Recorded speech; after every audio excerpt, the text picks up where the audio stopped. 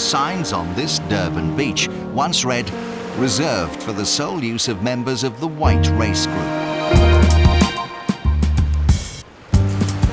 Over 12 years have passed since the 1994 democratic elections ended such segregation. Today, the same beach regularly hosts local, national, and even international surfing competitions.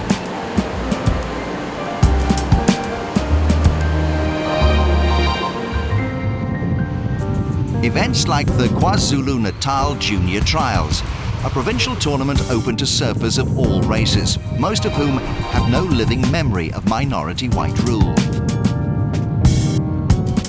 Peter Lawson is a former professional surfer who competed for South Africa under apartheid. I believe that surfing in the apartheid era was the only sport where we got Springbok colours and we'd go abroad and surf against other countries, even though it might have been under the radar a little bit. But our professional surfers somehow were able to compete, in all the countries that, put sanctions against South Africa. So surfers try to, carry the flag for South Africa in that era, and it's nice to see that it's all come to an end. Since 1994, the government has made great efforts to undo an inherited legacy of inequality.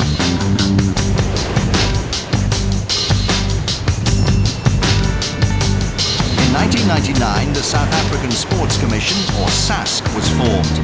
The commission develops programs to make all sport, including surfing, more accessible.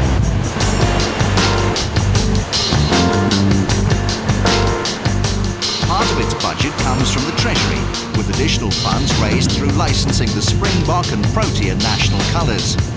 After being introduced to surfing by his schoolmates, Siyabana Sitoli attended a Durban-based development programme and went on to reach the semi-finals of the national trials in Port Elizabeth. It keeps me out of trouble most of the time because I'm always at the beach here on the weekends. After school I come down and look at the waves. And it brings me closer to my friends. Apartheid, or separateness, was undeniably a racial issue. However, the divisions of that time also extended to gender.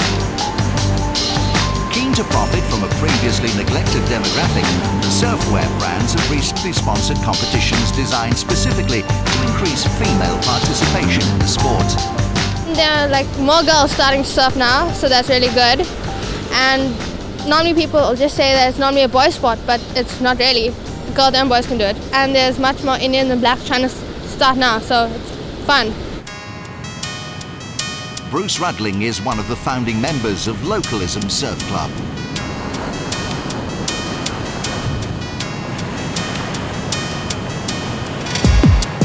The club, located in Umzumbe, around 100 kilometres south of Durban, was founded a full 7 years prior to the end of apartheid. Among its objectives is to make surfing more accessible to underprivileged South Africans. Over the past 19 years, Rudling has taught dozens how to surf. However, his efforts to develop the sport from grassroots, although largely rewarding, have been at times deeply frustrating. What I've found very disappointing is when money has been channeled through to the organisations, a lot of it has been squandered on the way. For example, there have been people in Durban who have been put in positions to manage academies and have been given huge amounts of money, and that money has been squandered on their accommodation, cellular phone, very expensive clothing, and nothing's gone to the previously disadvantaged people who the money was meant for. 29-year-old Mishak Mkwadi is a member of Rudling's Surf Club.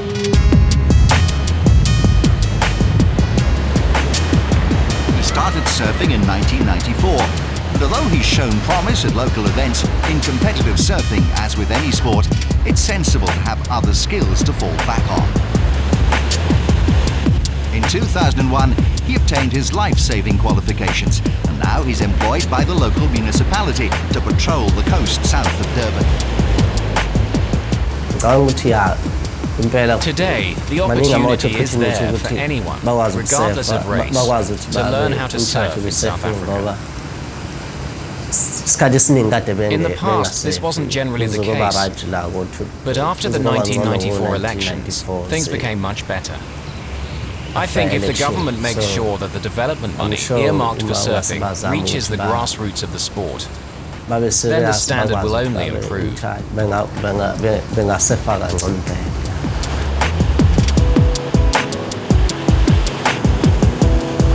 Many argue that in a country in which roughly half the population lives below the poverty line, making sport more accessible should be low on the government's list of priorities.